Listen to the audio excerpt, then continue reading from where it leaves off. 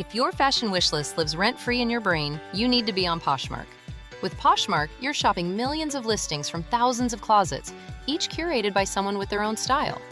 Vintage finds, designer pieces, and everyday staples all in one place. Search for your favorites or let the discovery come to you. Poshmark makes it easy to find what you actually want to wear at prices that feel like a quiet win. Download the Poshmark app today and use code PODCAST10 when you sign up to get $10 off your first purchase. One thing I've noticed about Azure Standard is that it changes how you think about your home. Instead of running out for one thing at a time, you start thinking about abundance. A well-stocked pantry, a thriving garden, meals shared with family. It's a different approach to living. Explore what Azure Standard has to offer at azurestandard.com and shop this month's Waves of Abundance deals. Azure Standard, family owned and operated. Shop today at azurestandard.com. In today's episode of The Bridge, a transformational health podcast with yours truly, Dr. Elizabeth Rogers, I am sharing an incredible guest interview with the amazing Hailey Rowe. Hailey Rowe is a marketing and sales coach and LinkedIn lead generation service provider. She helps service-based business owners, especially coaches, get more time back and boost sales without being held back by social media overwhelm. Love that.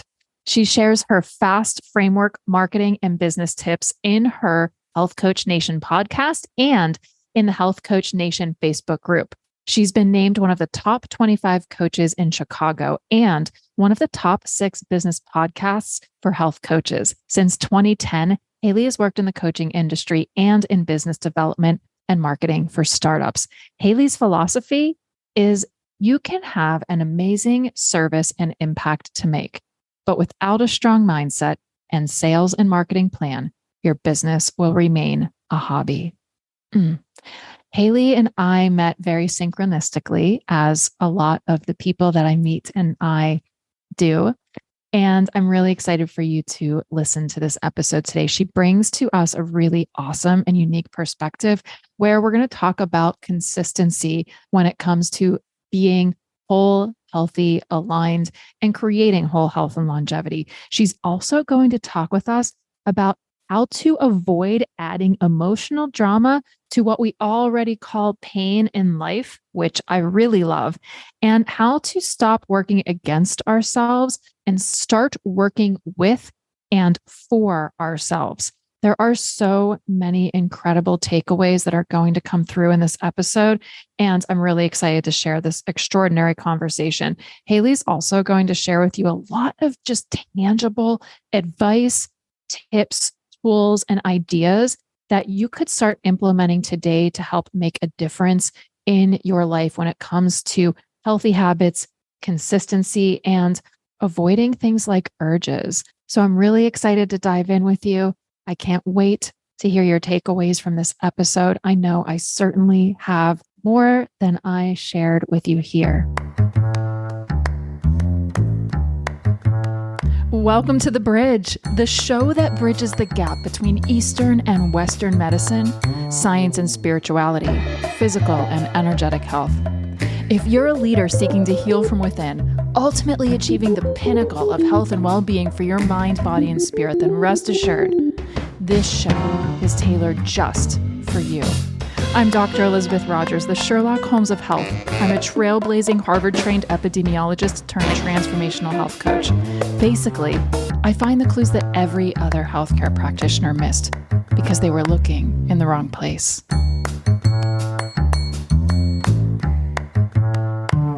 Hi, Hailey. It is such an honor and a joy to have you on the show today. Thank you for being with us and for sharing your time with our guests.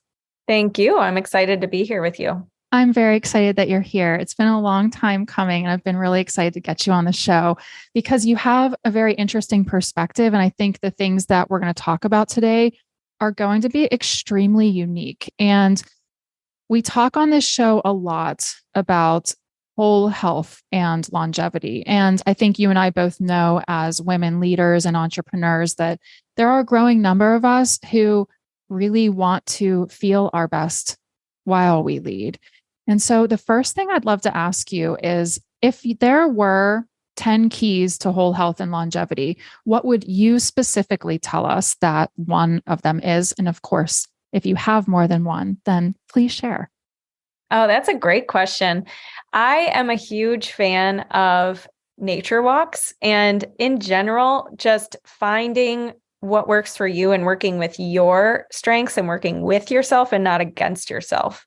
So the reason why I say that is because I see a lot of people thinking that I need to meditate or I need to eat this certain way, like my friend, or Yes. or they make it a morality issue too. Like, oh, well, if I don't do this, then I'm just worthless, or I'm just, I'm not doing it right. Yes, exactly. And what I've found is like, for example, meditating. Everything I've done for my health, I do it kind of in my own style. Like Yeah. I did a transcendental meditation training and I liked that and I felt like it was useful. But nowadays, the way I meditate is I listen to music with my eyes closed in a rocking chair. That's it. I love this. It's what works for me and it's what I can stick with. And it's what grounds me more, I feel. So I think it's just finding like working with yourself and not against yourself. And for me, a big way to solve my problems and do that is with nature walks. That is so important. And I love this theme of working with yourself and not against yourself. Don't you feel like especially in the entrepreneurial world, that people can easily create a habit of doing the exact opposite of what you're recommending, is working against ourselves, because we get into these patterns of, we have to do it this way. Everybody's showing me it has to be done this way, not just with our health and well-being, right? We do that in our lives with our businesses too. And then I think we carry those patterns right over just into our regular lives and routines where, right, it's not just, do you have a meditation practice, rather than just saying, yeah, I do. And here's how I do it. We think, oh, well, okay. All right. They just asked me if I have a meditation practice. I'm going to go home tonight and start Googling meditation. I better find out who are the best meditators. I need to know the 3 ways that you need to meditate. And then what's the best way? Because that better be the way I'm doing it. Right. And okay. And I have to get up every day and sit in silence for 10 minutes. Okay. And we do it with this pressure. This pressure on ourselves. And I think it's that pressure often that can lead to something else that I really want you to talk with us about today, which is inconsistency. And it's really hard to be consistent when we're working against ourselves instead of with and for ourselves. So for the people out there that recognize they're working against themselves and not with themselves, but they just don't know what to do to stop, you gave one fantastic recommendation of nature walks, but I'd love for you to share first, do you have any other recommendations, and or was there a time that you caught yourself kind of in that pattern of working against yourself, and how did you make that shift? So a couple things there. One, with working with yourself, I think the first step is to stop dismissing that your actions are too small to matter. So in other words, if you're trying to stick with something new and you've always been, feeling like you start and then you stop, or you go all in and then you go all out, we have to first just say, I am going to learn how to honor a commitment with myself. And what's the first smallest low-hanging fruit that I can do to show myself, hey, we are doing this. And then your brain looks for like, wow, that was so easy. What else can I do? And then it's like bonus after that. So I want you to stop saying to yourself, oh, it's too small to count, or I need to just go all in. So I'm going to wait until after my kids' soccer tournament's over for me to actually start this diet or do this thing. Like, no, we need to just start with where you are. What's one small level up you can stick with this week? And I'll give you an example. So 2 things. One, I am trying to go to bed earlier, and I do not succeed with this habit yet because number one, I have deprioritized it compared to other things. And I'm okay with that. I'm okay with what I'm choosing. But I also know that what I was doing is saying, well, I just need to get to bed an hour earlier than what I'm normally doing, and not actually creating what's that level up I need to do to make sure that happens so that I'm consistent with it. So what I've identified now is the level up is I need to be in my room by a certain time. And then I know naturally I'll just go to bed because I'll be in there and I'll be getting ready for bed and I won't be like waiting to go upstairs and get ready for bed. But if I just say, well, I want to go to bed at this time, I better start doing it. Oh, I'll do it tomorrow. Oh, I better start doing it.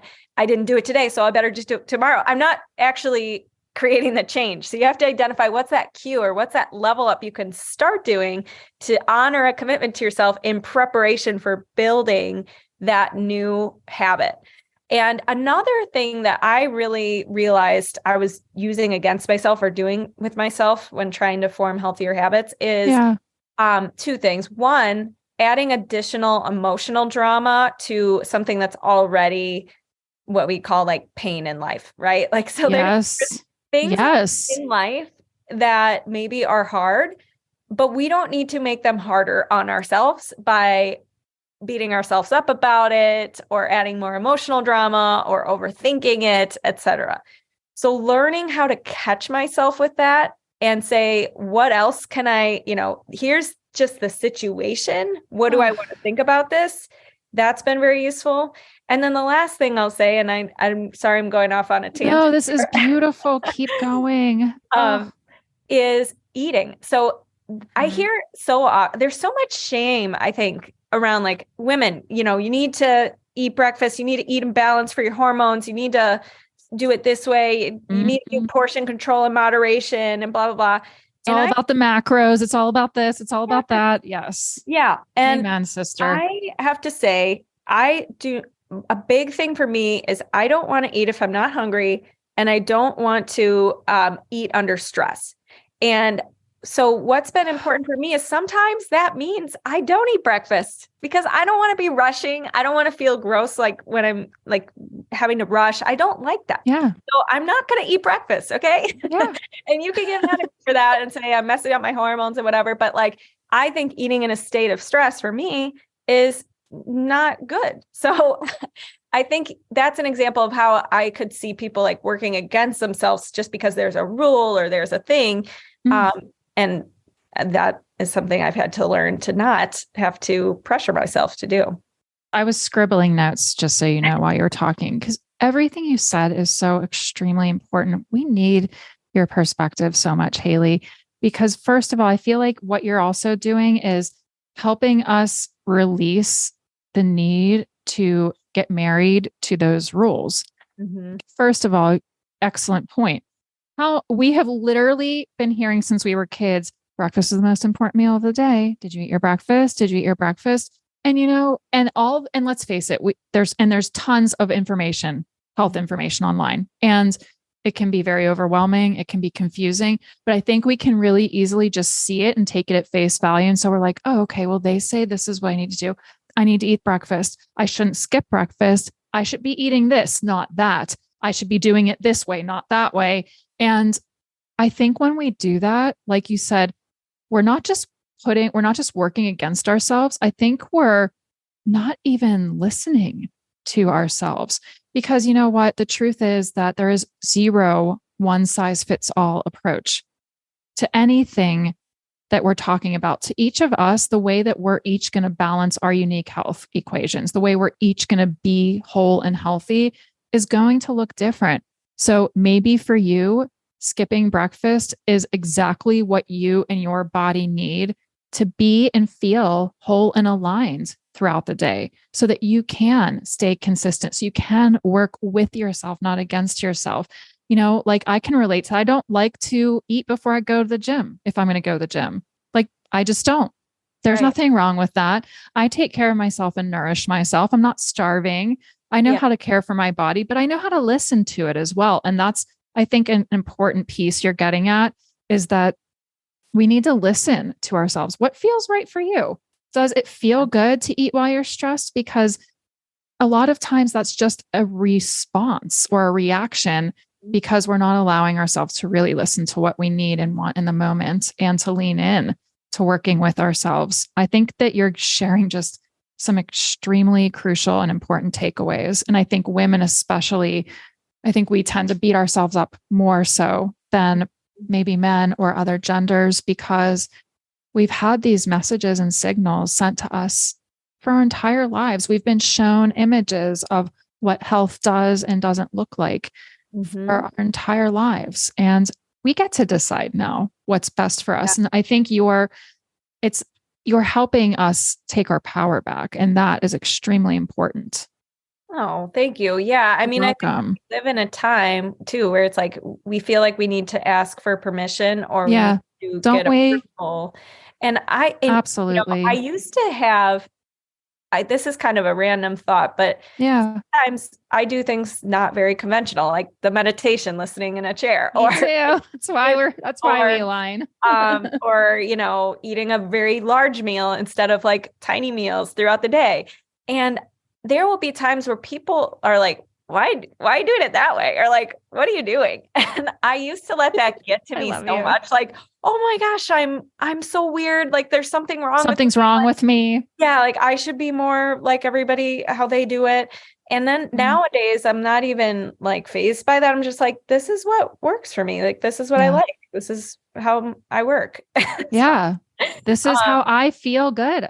Yeah. And I'm less triggered by it. But I will say, when you start changing your habits and you are going with your own gut and alignment, it will be, you might have people who are like, wait, I knew you as this way, or I think you should do it my way. And you might get triggered by that. But I think the key is to just honor and know, like, okay, hold on. This is a new phase for me. Yeah. It's okay that other people maybe might not get it. Absolutely. And I think something else that you're making me think of is just how important it is for us when we're allowing the pressure from outside of us to dictate what we decide to do or not do for ourselves, or what habits we decide to engage in or not. In another way, we're working against ourselves instead of with ourselves. I think that is a theme that comes up a lot with the women, especially that I support. And when I ask them about challenges, where do hurdles come up for you? What you just mentioned is one of the biggest ones is, well, now I'm going to go do this different thing or be this different way at social events and around my family and around the people that have known me my whole life as this version of me that did not do these things. And that really, really scares people. And I'd love for you to talk to me more about that, because you seem to me very confident and you seem to me like somebody that would be able to, and you can tell me if I'm wrong. I just intuitively get this feeling about you. Like you've always, ever since we've connected, I can just tell, like you feel and seem confident to me.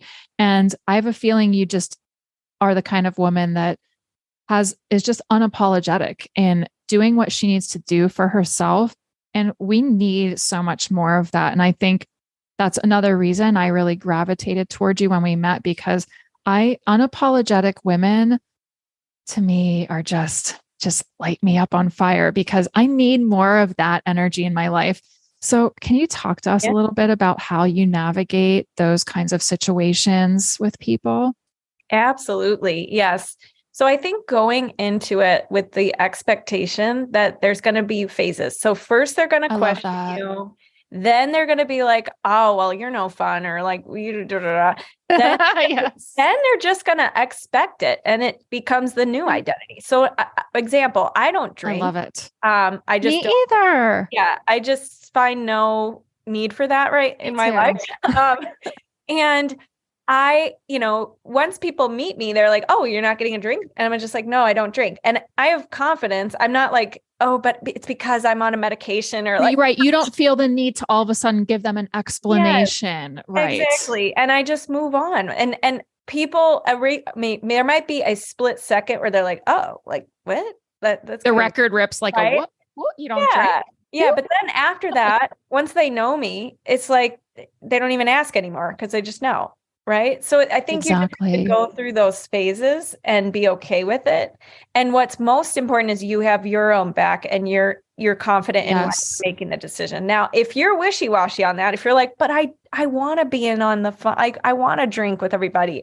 If that's you, then that's okay. And you can do that. But if you're not fully on board with the habit or why you're doing it, you probably should get clear on that too, so that you're sturdy when, the time does come where they question you or whatever.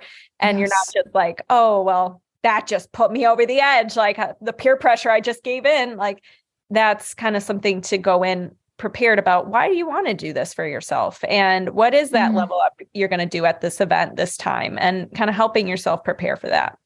This is so important because this is something I feel like this is a perspective I haven't heard anyone share in this way about navigating that situation, that I really, if it's okay with you, I really want to share that kind of insight with my clients and the people I support. I think this is so important that you have to allow yourself to go through those phases, because like you're getting at, I think you're highlighting really the process of what transformation is, right? We don't just, let's face it, we would love to get up and say we're going to make a change, and then in that same 24-hour period, magically morph into the new version of ourselves that is easily confident and easily doing that new habit, and easily telling everyone, drawing boundaries and saying, I don't care. Like, I don't care what you think. I'm going to do this instead of that.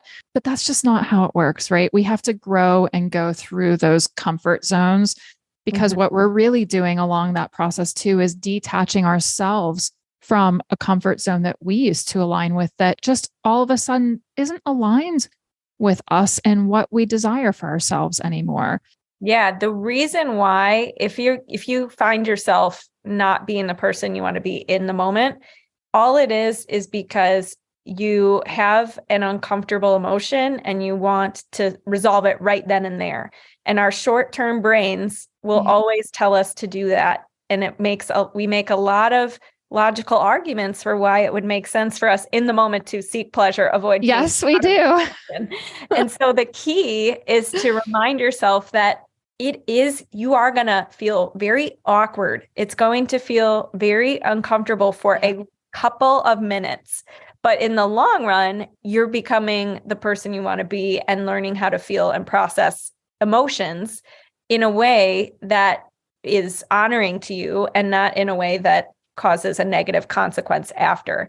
So I think the key is to give yourself actually preparation, visualization techniques in the moment for when those feelings come up. Like for me, one of the things we talk about is like, name the emotion, describe what it feels like in your body, describe what's your next best step or action, or what you want to tell yourself in that moment. And just like notice it. It's going to be like an itchy sweater or something. Yes. Just kind of being prepared for that, and not making that mean anything has gone wrong. It's totally normal. But just and then having a reward system for when you do allow a feeling and you don't let it drive a reactive response. Maybe you track that somewhere and you start to compile those and kind of gamify it. Or maybe there's some kind of way you're going to reward yourself. I don't know. But that's one idea if you're really getting stuck in those emotions. I love all of these ideas, and they're so important because I think we all love I love just sharing as many tools, ideas, resources as possible, because, like we've already talked about, it's not one size fits all. So what you say will resonate with some people, and some of the other ideas will resonate with others. I'd love to ask you this too, along these same lines. I think that, coming back to this topic of being consistent and staying consistent with ourselves, you're getting at so many important takeaways that people can, I think, use and implement right now in the moment.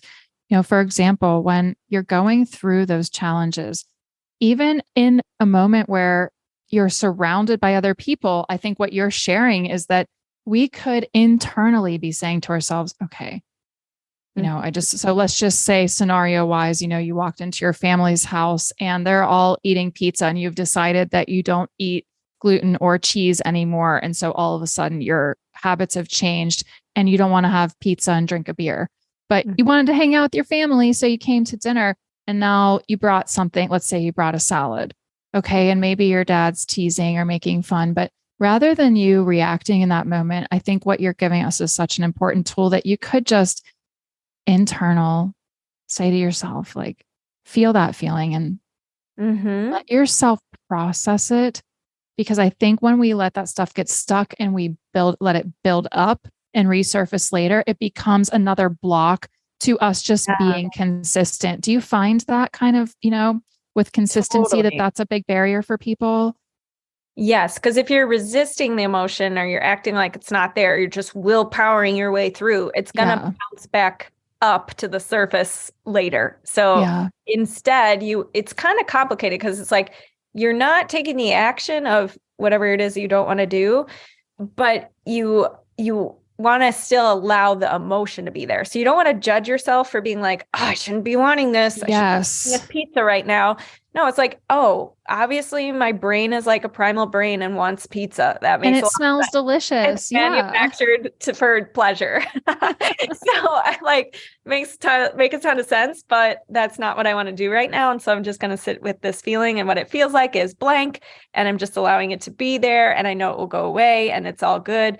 But what you don't want to do is be like, oh, like, why do I want this pizza? There's something wrong with me. Like, I got to repress it. I got to resist it. You might distract yourself, maybe. Yes. Eat 12 healthy alternative pizzas because you're just trying.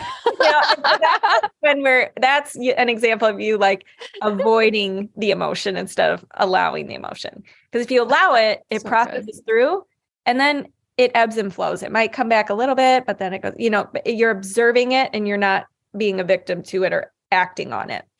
That is so important. And I think this is one of my favorite things that you've been saying that's a theme in this episode is it's important not to, I love the way you said at the beginning of the episode, create more emotional drama around the fact that you're feeling these emotions. And what you're getting at is so important. Can we allow ourselves to feel the emotion without turning it into this dramatic story in our heads? Like, I'm upset, and all of a sudden we usually will let that take us into the snowball effect of, this is what it means. Oh my God, I have to stop. Oh, I can't be crying. Oh, I can't feel like this. Or we attach it to more drama. My dad is sabotaging me. My dad doesn't support me if he's making comments. No, it has nothing. Right. Right. And to be honest, that may not even necessarily be the intention of the people around us, right? We operate on these assumptions, because often what we do is exactly what you're encouraging us not to do, which is we start to feel things and we go all right up into our brains, and we just we make ourselves the victim, and we start telling ourselves all of the stories. And then we're just not even allowing ourselves to process it. Like you said, then we can't shift into into just being the non-judgmental observer so we can work our way through it. Instead, then we attach to it and we make it grow. I think we even bring more energy and attention to that emotion rather than just feeling it and thinking, okay, there he made the comment. All right, that doesn't feel good. Feeling a little crappy about that. But I'm just I'm allowed to have that feeling, and just accepting that you're having a feeling, letting it go and thinking, okay, I feel this. And can you talk to us a little bit about how we can just attach more to that, being that non-judgmental observer than going right into the drama and the stories? Because I think a lot of times we don't even give ourselves like that split second pause to stop ourselves from going to the drama and allowing ourselves to work with ourselves instead of against ourselves, and just being non-judgmental. Yeah. Ooh, yeah.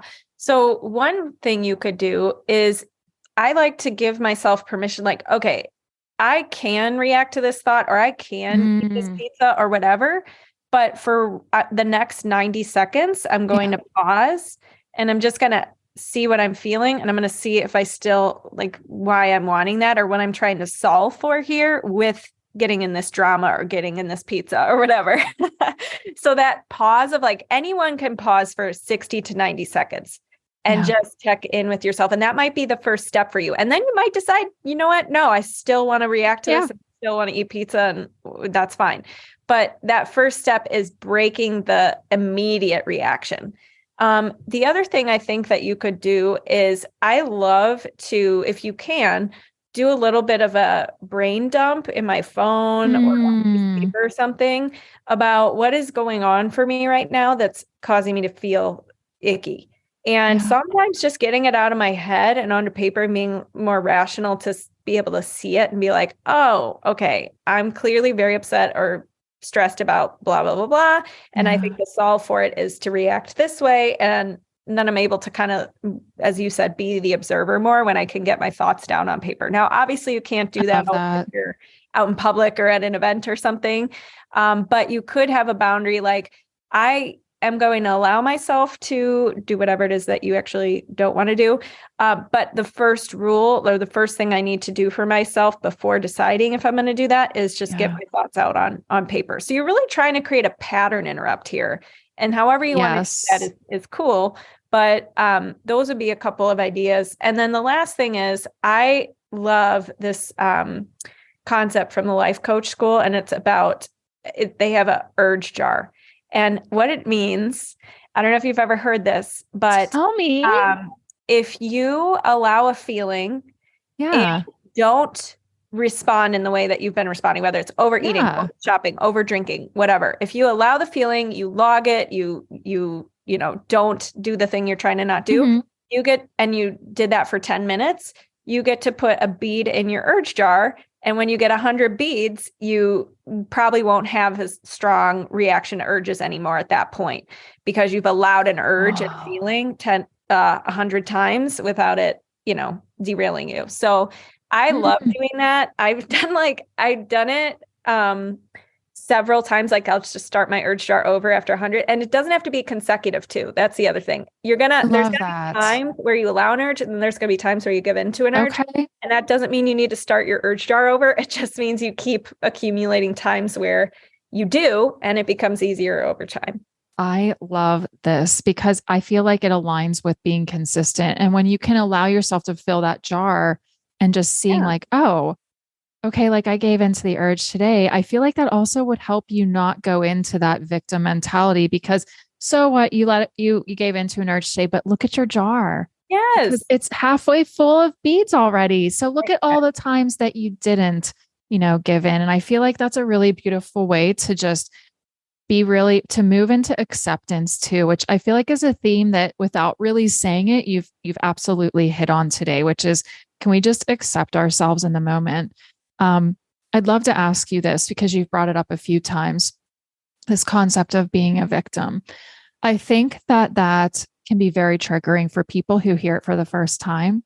Yeah. But I can tell you, I think that we all, in certain ways throughout our lives, have, without even realizing it, just subconsciously put ourselves in the role of the victim, right? And it's happening to me. It's all this, it's not my, just this is how it is. Things happen to me. But I'd love for it. Could you give us a little advice about that? I think it's hard for people to hear, but I think it's important for you and I to talk about the fact that, especially when it comes to our health and well-being, we have to be responsible for it. We can't be victims to it or of it.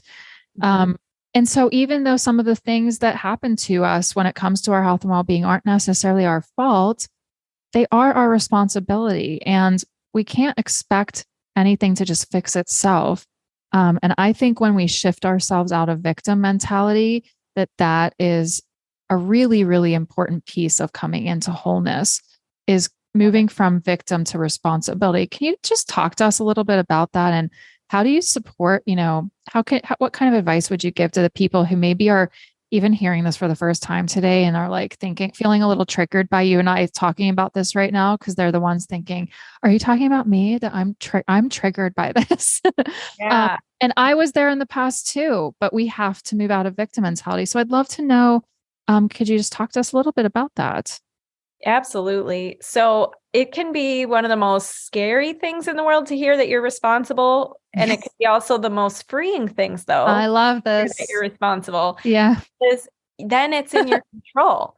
Yeah. If it's always been out of your control and everything happens to you and you're helpless, what is the point of what's your life going to be like? Right? Yeah. Seriously, really? I know. At the whim of your circumstances all the time. And so a huge change happened for me when I read the book, The Zen and Art of Happiness by Chris Prentice. I love that book. It's literally on my bookshelf right outside. I love it. It's a quick read. It's simple. It's super quick. One of the philosophies in it is everything that happens to me is the best possible thing that could happen. And that's really hard to hear when something really bad happens in your life that you perceive bad. So, but what it does is it asks, okay, how can I respond? And it puts you in the power. So one of my top tips for anybody here who wants to become more of, self-responsibility in their life. Yes, please tell us. Shift from your what we call stuck questions to solution-oriented questions. So in other words, you're always asking, what's wrong with me? Or why does this always happen to me? Or why are they so annoying? Shift to questions like, what's right with me? Or why am I capable of handling this? Or what can I do in this situation to, bring up the vibe around these people? Or like whatever it is, like putting yourself in control. Or why is this so hard for me? Yeah. How can I make this easier for myself? Yes. Questions that open up possibilities and ideas and put you in the driver's seat of changing the outcomes is what you want to do. And then the other thing you want to do is what I call what would be like leveling up your thinking. So if you have a thought right now, and I'm not big on positive affirmations, like just lying to yourself, like things you don't believe. But what I am a fan of is, let's say you think I am a really shy person and it's really hard for me to put myself out there. Okay, well, we're not going to shift you to I'm amazing and outgoing and I am ready to take on the world. Like that doesn't probably feel very true to you. Yes. But what might feel true to you is there have been times when I have been shy. And what were those situations? And why did you feel comfortable? And how can we borrow from those times in whatever you're trying to do in putting yourself out there? Or maybe it's like, I am learning how to become a more outgoing person. Okay, that's a nice one. Maybe you could get on board with, right? So just kind of seeing what's a little step in the right direction I can change with my viewpoint here to put myself more in responsibility and something I can actually believe. And then once you believe it and you actually start acting on it, like, for example, I'm learning to become less shy. Well, maybe it causes you to say, okay, well, how can I learn that today? Well, maybe one thing I do is I, practice for putting myself on video and I just practice today. And then you start taking those actions. And then naturally you start becoming that person who's less shy and wants to do more and could see more possibility. And by the end, you're going to be somebody who doesn't describe yourself that way anymore. Oh my gosh, Hailey, you are so incredible. Oh, thank you. This is such a gift to everybody listening. Really, all of this advice is so important. And I really think a lot of what you're talking about and supporting us on are some of the biggest things that hold people back. It's not the fact that we know that the food we're eating isn't healthy. We're smart people. We're smart women. We know what we're doing to ourselves, but it's what's going on behind that. And that's, to me, what you're talking to us about today. The last question I'd love to ask you is, I know when we met, I was nerding out with you about like the topic of consistency. And I have said this before to people in the past. I used to say this to clients more often, but I've gotten away from it. But there's the quote that, consistency and persistency is what gets results. We do have to be consistent and persistent to some degree, right? Like you said earlier, I think it's really important that we give ourselves permission to not be perfect all the time. You don't have to be, if you are not being 100% perfect and 100 consistent and 100% persistent, if it's just 80% or 90%, guess what? That's probably perfect, because that's probably as good as anybody does. Especially women, we have cycles, we ebb and flow. Mm-hmm. Our energy shifts and moves sometimes throughout an entire 24-hour period. So there's a lot of layers and dimensions to us in our health. And so consistency then doesn't necessarily become such a simplistic topic, because for us, like you said, there's so many factors that are, involved and at play here. But could you just give us like some final words of wisdom for the people who, first of all, just about consistency? What does that to you? What does that really mean? And how do we best apply that concept to just stay whole, stay feeling our best, stay consistent or aligned with the habits and routines that we know are what are going to help us, be the versions of ourselves that we want to be and feel like? Totally. Okay. So the first thing is exactly what you said. Define what consistency means for each thing you're trying to be consistent with. Ooh. So in other words, if I'm trying to go to bed at a certain time, does that mean I want to do that every night? Or does that mean I have exceptions where maybe it's the weekend and I'm at an event and I'm okay with going to bed later because I can sleep in later or something? So defining, because otherwise your brain's going to judge you because you're not meeting you didn't even define what it means, and then you're not meeting it. So you're going to feel constant dissatisfaction. But if you're like, okay, the first step is I want to do it 3 times a week. And here's what it looks like. And here's the days I'm not going to do it by choice.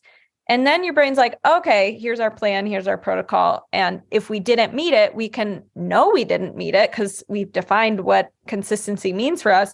Yeah. And then we could start to troubleshoot and be like, oh, why? Or what was the thing that, got in the way? And how can I plan for those obstacles in the future? And the second thing about that, the obstacles piece, is don't run away from, don't deflect. So if you make a mistake or you had an obstacle or you missed one of your habits you wanted to be consistent with, rather than being like, well, I didn't do it, I better do it better next time, better do it better tomorrow, I'll just be better next week, whatever. No, actually, without judging yourself, look at the data of it and be like, I wonder what led to that. And I wonder how next time I can prepare for that. And actually learning, that's how you become consistent, is being open to looking at when you're not doing it and learning from that. And then the last thing I'll tie up is tracking. So I know, I don't know if your audience would be into this, but I'm very much like, if I see that I was consistent 3 days in a row with something, I'm like, my brain's like, woo, yes. Same here. Well, keep going. So I use an app called Goal Streaks, and I also track my time, which I know is very intense, but it gives me a weekly, I use an app called Toggle, Toggl, and it gives me a weekly report about how I spent my time. And I can each week be like, did I like that? Or am I spending too much time on things I don't want to be spending time on? So tracking for me has been so helpful to be like, am I really failing, or am I just making up in my head I'm failing and I'm actually doing quite well? And I did this 3 times this week or whatever. And sorry, one more thing. No, keep going. I love it all. Going back to what you said about you have to be 100% perfect. Don't define what is the next percentage of consistency for you. So in other words, if you work out 0% of the time and you're looking to start adding that, you might not hit your numbers 100% of the time and work out every day. You might just say, I want to go from 0% right now of the days of the month working out to having 10% of the month working out. And I'm going to track that. And that's a good way to start. Every single word that has come out of your mouth today has been just incredible. Thank you so, so much, Hailey. I consider you a friend. I'm very excited to just continue growing our relationship and friendship. And it means so much to me that you've come today. Can you share with our audience today, before you leave us, how can we find you? How can we connect with you?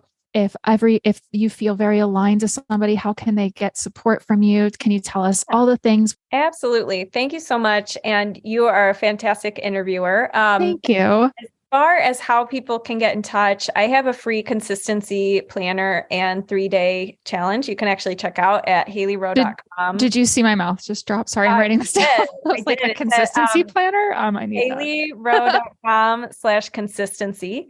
That's the day one of it. On there, you'll see a form for the consistency planner. And then you can also DM me at Hailey_Rowe, HAILEY_ROWE. If you do want to connect I do life coaching and behavioral change coaching in addition to business coaching. So if you want a free intro to that, you can book a free call with me. Wow. And at the Marketing Hub on Facebook, that's my Facebook group. And that's for entrepreneurs. So obviously, if you're not an entrepreneur looking to grow in your career, maybe that's not the right group for you, but it is business tips, networking, things like that. And also just confidence and mindset required to be important. So yeah, those are some places you can find me. Well, we're going to be finding you in all the places because you're amazing. And thank you so, so much. Everyone, please go follow Hailey, connect with her. She's doing incredible work. And thank you just for all that you're doing to create such a huge impact here on the world. It means everything to me that you came and were so generous with your time today. So thank you, thank you, thank you, my friend. Thank you. I appreciate it. Thanks for listening to today's episode of The Bridge, a transformational health podcast with Dr. Elizabeth Rogers. To learn more about my work and ways you can get support to transform your own health, head to my website, drelizabethrogers.com. Don't forget, Rogers has a D and a G. You can find a link in the show notes too. I hope you can feel the big boost of positive energy I'm sending all around right now. Can't wait to connect with you on the next episode.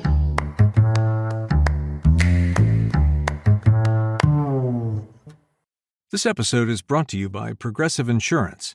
Do you ever find yourself playing the budgeting game?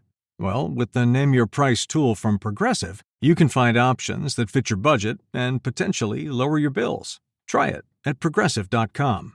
Progressive Casualty Insurance Company and Affiliates. Price and coverage match limited by state law. Not available in all states.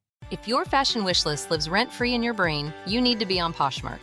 With Poshmark, you're shopping millions of listings from thousands of closets, each curated by someone with their own style. Vintage finds, designer pieces, and everyday staples all in one place. Search for your favorites or let the discovery come to you. Poshmark makes it easy to find what you actually want to wear at prices that feel like a quiet win. Download the Poshmark app today and use code PODCAST10 when you sign up to get $10 off your first purchase.